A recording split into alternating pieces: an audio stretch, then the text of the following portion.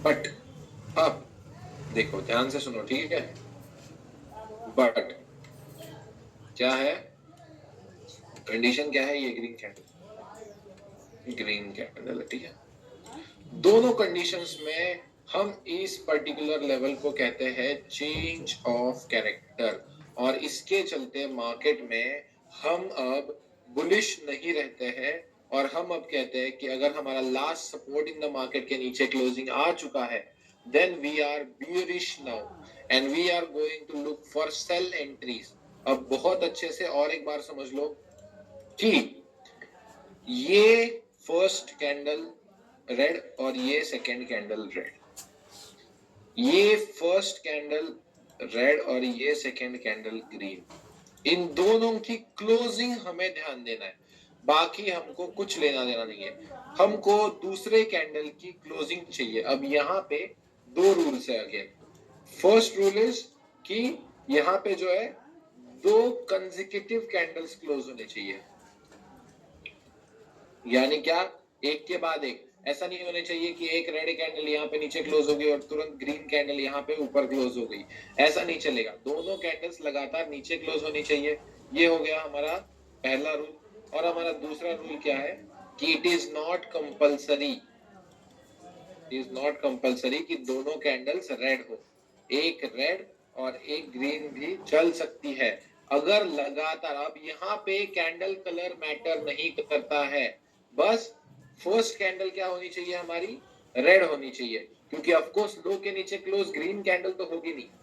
अगर किसी को लगता है कि किसी एक पर्टिकुलर पॉइंट के नीचे ग्रीन कैंडल क्लोज हो सकती है तो उसका दिमाग खराब है, ठीक है। किसी भी लो के नीचे कभी आप जो है प्राइस में अगर क्लोजिंग नीचे चाहिए तो फर्स्ट कैंडल हमेशा रेड ही होगी और सेकेंड कैंडल बाद में ग्रीन बन सकती है। अब मोस्टली यही सिनेरियो फॉलो होता है, लेकिन कभी कभी ये सिनेरियो भी फॉलो हो जाता है। हमको क्या चाहिए कि कंफर्म लो के नीचे लगातार दो कैंडल जो है क्लोज होनी चाहिए। इतना क्लियर है? तो हम उसको क्या कहेंगे, वैलिड चेंज ऑफ कैरेक्टर कहेंगे, या आप कह सकते हो बियरिश ऑफ कैरेक्टर। सिंपल है। Last support in the market हमने कल समझ लिया, ठीक है। इसीलिए मैं इस क्लास को हमेशा बोलूंगा कि मैंने इसको बहुत वेल डिजाइंड वे में क्या किया हुआ है, जो है कौन से क्लास में क्या सिखाना है ये बताया हुआ है मैंने, ठीक है।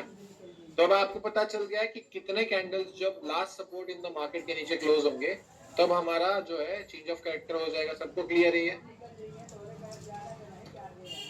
इसमें किसी को कंफ्यूजन नहीं है?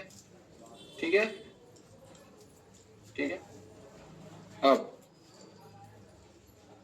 हाँ, विक मार के भी नहीं, बॉडी क्लोजिंग चाहिए, ठीक है। विक मार के भी नहीं चाहिए, बॉडी क्लोजिंग चाहिए, ठीक है।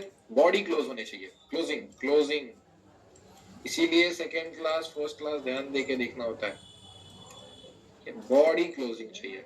अब इसके बाद हम बन चुके हैं बेरिश। अभी तक तो हमने ट्रेंड में कैसे एंट्री लेनी है वो तो हमने नहीं सीखा है, लेकिन जैसे ही मार्केट में बेरिश चेंज ऑफ कैरेक्टर हो जाता है तब हमको ये जो लास्ट का 1 2 3 स्ट्रक्चर होता है ना, अब हमेशा आप किस ध्यान से देखना स्ट्रक्चर को कि ये 1 है, ये 2 है और ये 3 है। जब फिर से एक नया बनेगा तो ये 3 कैंसिल, ये 1 है, ये 2 है और ये 3 है। इसी वे में आप स्ट्रक्चर को देखोगे, ठीक है। अगेन और एक बार बताता हूँ, अगर बुलिश स्ट्रक्चर देख रहे हो तो ऐसे देखना है, ये 1 है, ये 2 है, ये 3 है। जब नया स्ट्रक्चर बन गया तो ये 3 कैंसिल, ये 1 है, ये 2 है और ये 3 है।